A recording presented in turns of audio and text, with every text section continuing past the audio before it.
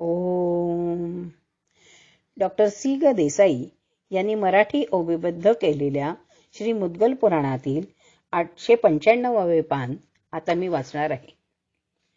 परिशिष्ट 1. गणेशाच्या अवतारामागील मानसशास्त्र. गणेश देवतेची उपासना संपूर्ण भारतात मोठ्या प्रमाणावर प्रचलित आहे.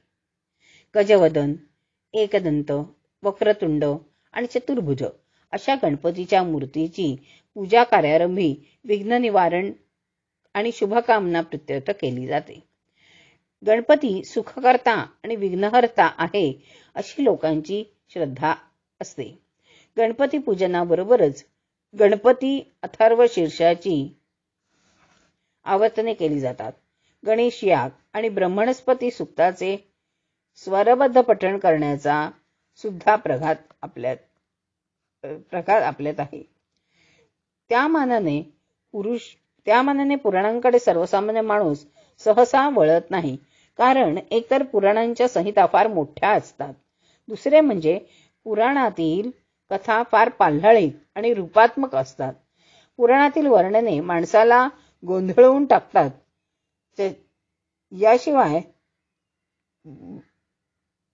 याशिवाय पुराणांचा संबंध चालू काळाशी माणसाला सहजी लावता येत नाही.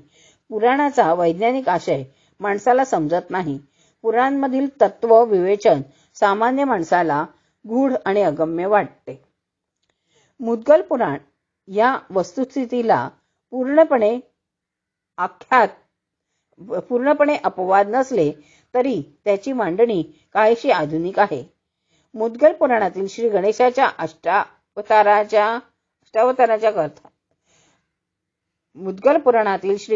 अष्टावताराच्या कथा मानवी मनातील विकारांशी स्पष्ट संबंध ठेवून आहेत.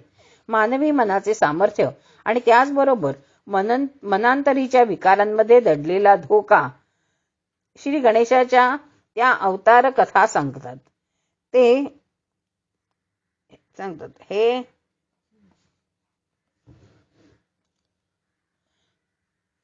हे पुराण गणेशाच्या एकदंत व वक्रतुंड अशा गजवदनाचे रहस्य उलगडून दाखवते. सुखाची प्राप्ती आणि विघ्नांचे निवारण यासाठी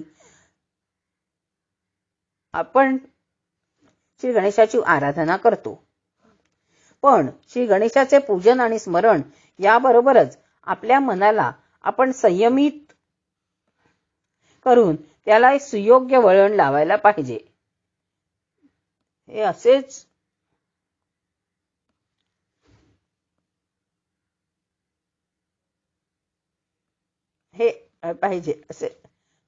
सुयोग्य वळण लावायला पाहिजे असे हे पुराण शिकवते. कारण घातपात, अपघात, व्याधी, रोगराई, व्यवसाय धंद्यातील हानी, नोकरीतील अडचणी, संसारातील वादंग अशांसारखी अनेक बाह्य संकटे जरी अकस्मात योगायोगाने कोसळल्यासारखी वाटत असली तरी बऱ्याच वेळा त्यांचा उद्भव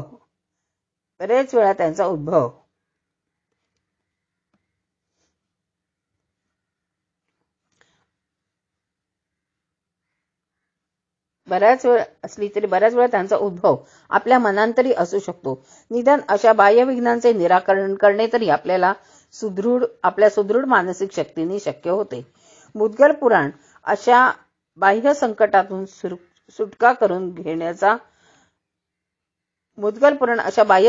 सुटका करून घेण्याचा मार्ग सूचित करते.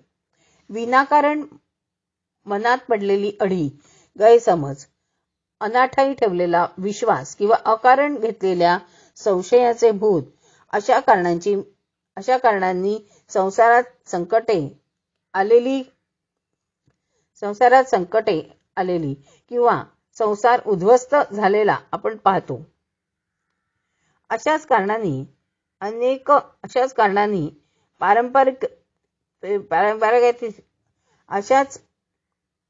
कारणांनी परस्परांमधील संबंध दुरावतात. अपुरी माहिती, निष्काळजीपणा, रागलोभापायी बिघडवलेले संबंध किंवा दुर्लक्ष यामुळे धंदा बसलेला आपण पाहतो. अथवा नोकरी गमावण्याचे प्रसंग खुणावर येतात. भ्रामक गैरसमजांमुळे शेजारी आणि मित्र दुरावतात. अतिरेकी द्वेष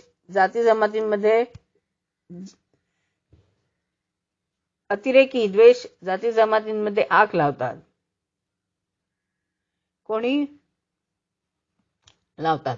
अशी कितीतरी उदाहरणे आपल्या मनातून उद्भवणाऱ्या या विघ्नांची देता येतील. या बाबतीत थोडा जास्त विचार केला तर आपल्या लक्षात येईल की आपल्याच स्वभावातील गर्व, उद्धटपणा, मत्सरपणा, लोभ, मोह, राग, मानसिक अस्वस्थता इत्यादी प्रवृत्तींमुळे आपले आणि इतरांचे त्यांच्या आयुष्यात फार नुकसान होत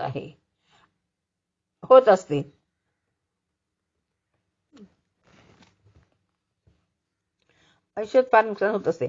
आपले आंतरिक विकारच आपल्या आणि इतर जणांच्या दुःखाचे कारण ठरू शकतात.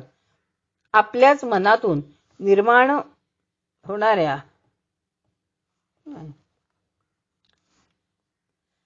मानसिक अस्वस्थता इत्यादी प्रवृत्तींमुळे आपले आणि इतरांच्या त्यांच्या आयुष्यात फार नुकसान होत असते. आपले अतिरिक्त शिकारच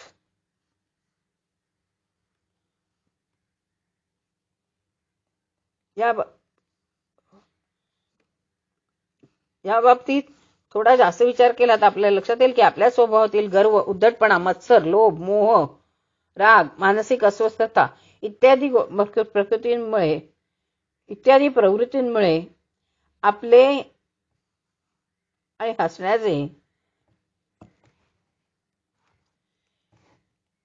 आपल्याच स्वभावातील इत्यादी प्रवृत्तींमुळे आपले आणि इतरांचे त्यांच्या आयुष्यात कथा आणि नुकसान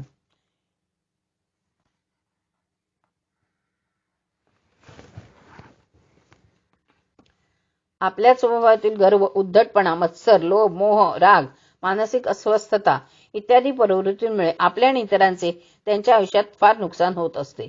आपले आंतरिक विश्वच आपले आंतरिक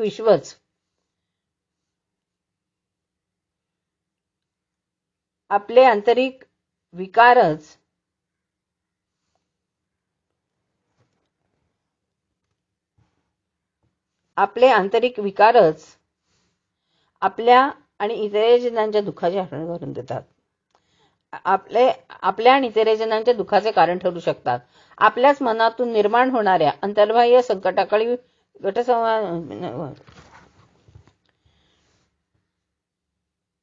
इत्यादीमुळे आपल्या आणि इतरांचे त्यांच्या आयुष्यात फार नुकसान होते.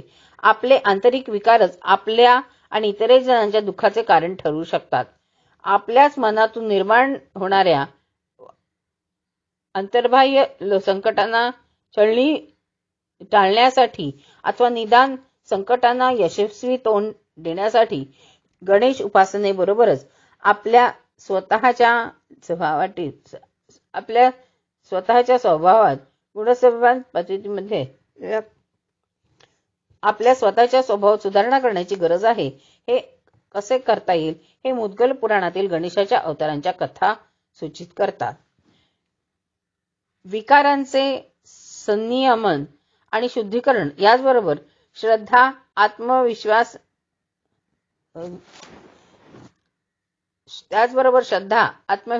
उच्चागती आणि ऋषीप्रहार आपलेच आयुष्य सुखी, निर्विघ्न आणि प्रगतीपर करण्याच्या दृष्टीने फार महत्वाचे आहे.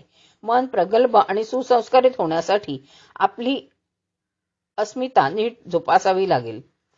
असाध्य आणि दुर्धर रोग झालेला व्याधिग्रस्त पीडित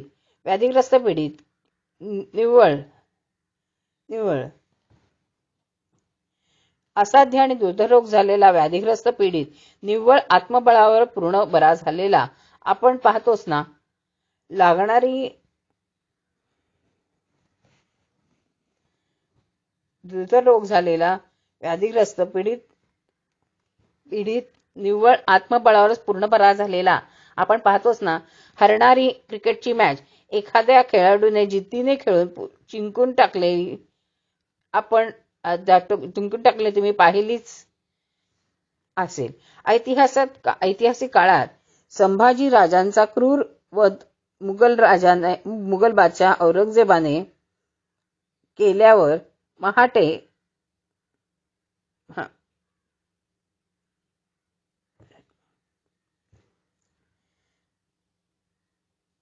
ऐतिहासिक काळात संभाजीराजांचा क्रूरवध मुघल बादशाह औरंगजेबाने केल्यावर मराठे चवताळून उठले आणि त्यांनी मुघल फौजांना पराभूत केले.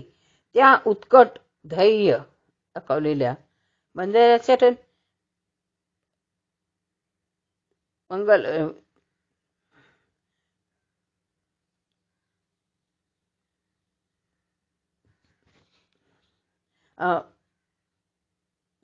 ऐतिहासिक काळात संभाजीराजांचा क्रूरवध मुघल बादशाह औरंगजेबाने केल्यावर मराठे चवताळून उठले आणि त्यांनी मुघल फौजांना पराभूत केले. या उलट धैर्य खचलेल्या मराठ्यांचा पानिपतावर अहमदच्या अब्दालीने तासामध्ये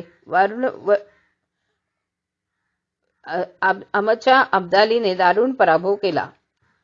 पान 895 संपूर्ण.